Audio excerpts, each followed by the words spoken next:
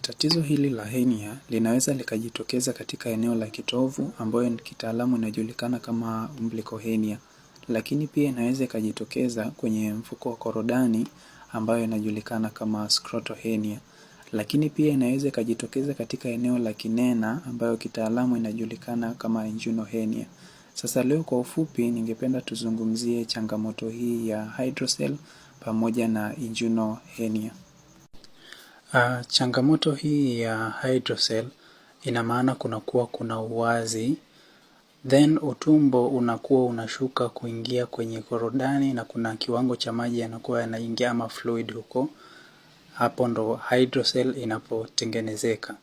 Sasa hii hydrocele inakuwa ipo karibu na hizo korodani, kwa hiyo kuna hali inaleta uvimbe, hiyo ndo inguinal hernia.